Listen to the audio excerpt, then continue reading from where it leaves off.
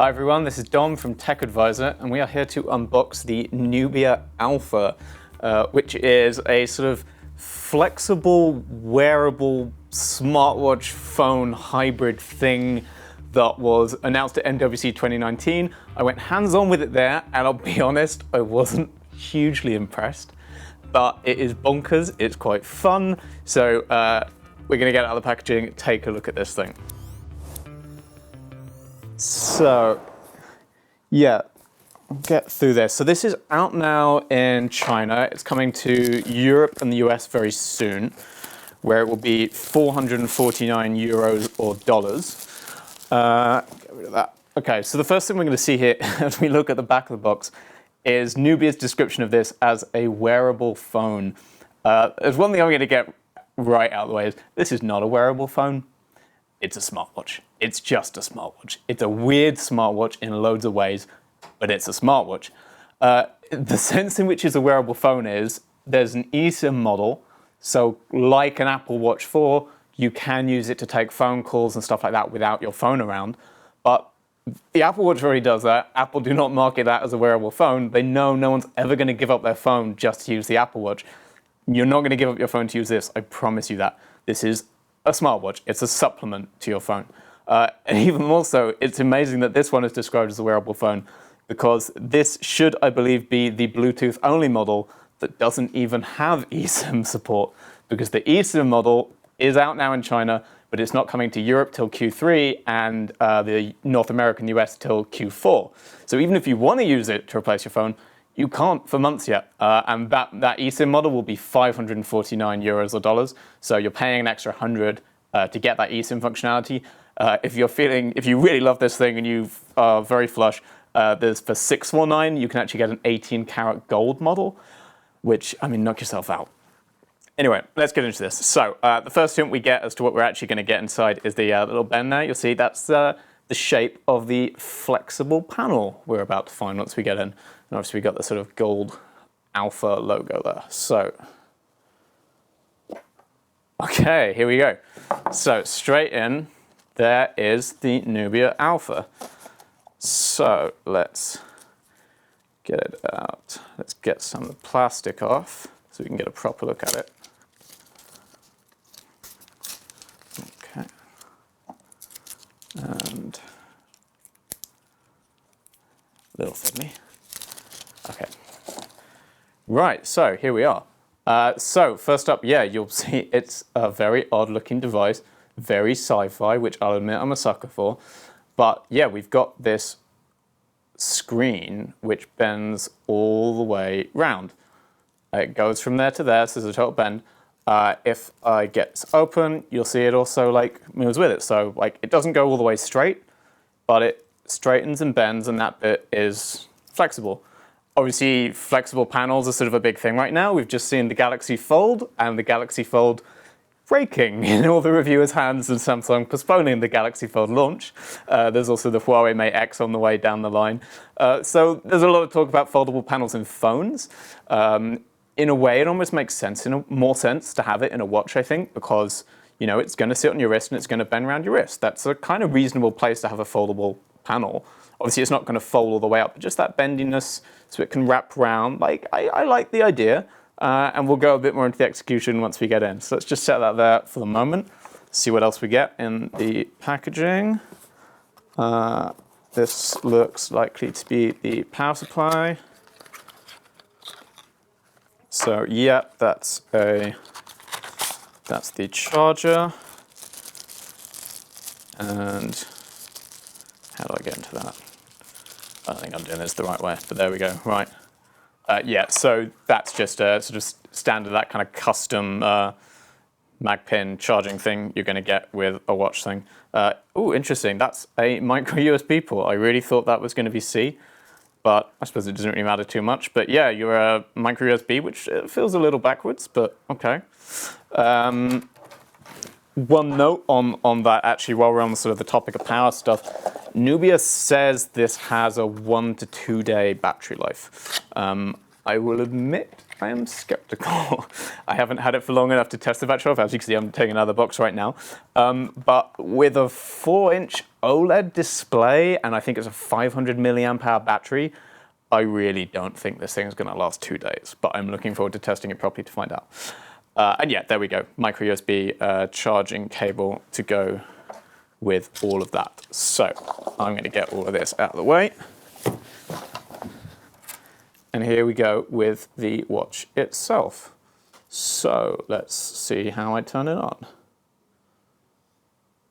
Okay, yeah, there we go. So there's the Nubia logo as it kicks in. I'll just run through setup now, get it paired with the phone I'm using at the moment, and see if we can show off some of the weirder features it's got in store. Nubia's got their own OS on here. We've also got hands-free gesture controls, which I'm looking forward to seeing if they work any better than they did in Barcelona. Okay, yeah, so welcome to use Nubia Alpha. Okay, it's a bit dark maybe. You can see a first sort of instance of the sort of text scrolling through the screen like that. It's good for reading if you want to do a lot of reading from your watch. Yeah. You will notice at this point, this is the first line, this is very Android-y looking. Once we get into the proper OS, it will look a lot less Android-y. Okay, so I need to have the Nubia app on my phone. I will sort that out. Right, okay, so I've now got the Nubia Wear app on my phone. We would have cut that bit, but I actually just had to kind of sideload this and download the APK because it wasn't on the Google Play Store. That's probably just because the watch isn't actually out in Europe yet. So hopefully if you get to the point where you're buying one, you will actually just be able to find the app in the Play Store or the App Store on iOS. So scan our QR code. There we go, pairing. Pair. Okay, so now I go through the rest of the settings on the phone. Makes sense. Okay, so here we are in the actual watch. So as you can see now, although a lot of the setup process look pretty Android-y, once we're here now, this does not look like any recognizable Android. The icons are different, everything else is different. The whole aesthetic is pretty unique. This is Alpha OS. Sort of Nubia's made it custom for this device to take advantage of its unique form factor. So we've got this very long, thin display. As you can see, it scrolls, so I can sort of move the text up and down. That's partly so that, say, you might be willing to look at your watch sort of head on like that, but equally you might want to look at it just at a slight angle, and then it means you can scroll to see that whole bit in this patch here. Nubia has also said that you can do things like set the time to stay in that spot, so you don't have to turn the watch to face you when you want to check the time. You can just always have it at that sort of comfortable angle. Otherwise, yeah, you sort of swipe through, you get the general sort of phone functions, calls, messages, gallery, stuff like that. Swipe through again, we get the fitness tracking. So there's a step counter, heart rate sensor, sleep monitoring, pretty standard stuff you'd expect. Certainly on a device costing you 450 euros or dollars, you really want all that stuff in there. Again, it's all Nubia's own apps. And then you get in here and we get the more sort of admin stuff, timers, alarms, you can play some music. There's 8 gigabytes of storage on this, so you're not going to store a lot of files on here. And because it's Nubia's own OS, you can't really link it up to Spotify or Google Play, so and that kind of functionality is going to be a bit limited, but realistically you'll probably just be listening through your phone anyway. It's an OS designed around the form factor, which means lots of scrolling. Long thing to spray, you scroll through everything, which is fine, and I think you'll probably pretty quickly get the hang of where everything lives. There's a couple things I want to show you. So one, yeah, part of the push for this as a phone replacement is that it has its own camera. Which you can see there is the camera setup, which I don't know how well we can see on the camera, but it's a weird spot for a camera on your wrist, honestly. I mean, you could take very unflattering selfies, especially if you have the wrist anywhere down there. You're getting a horrible sort of shot of the underside of my chin, which I don't want you guys to see.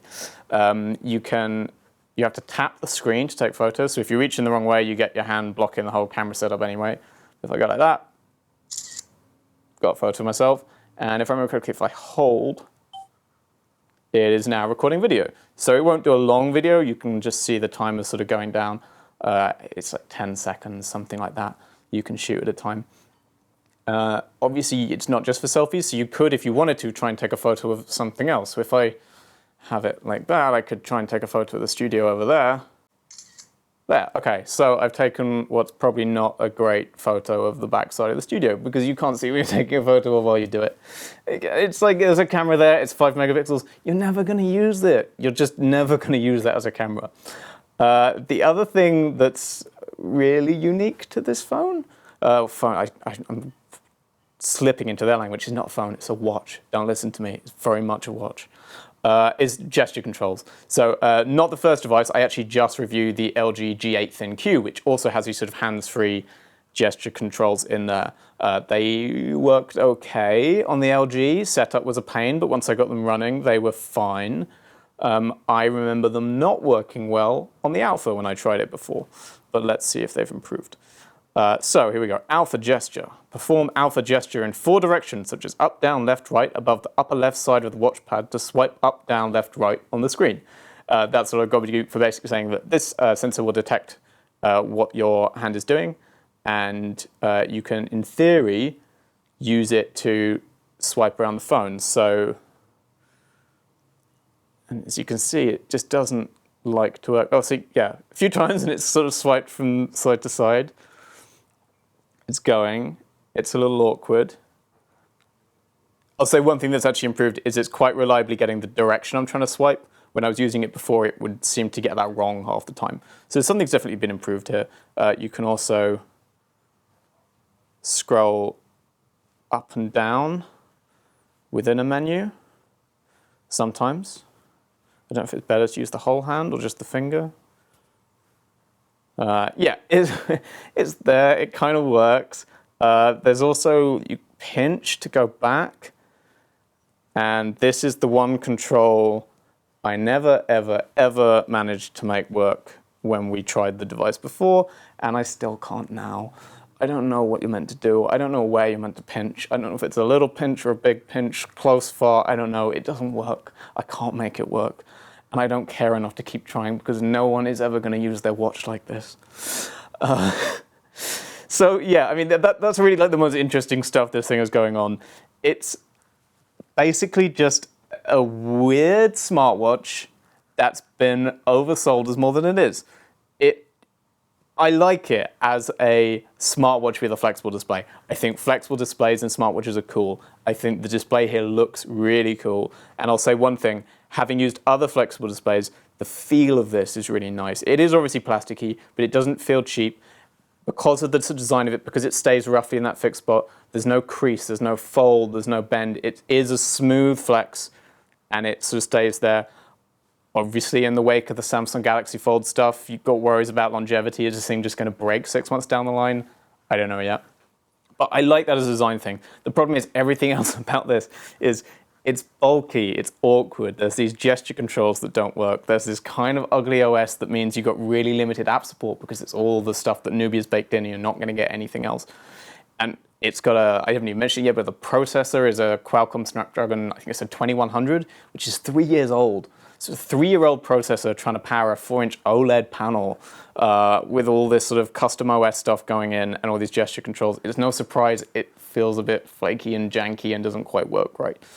And all of that for 450 euros or dollars is just way too much.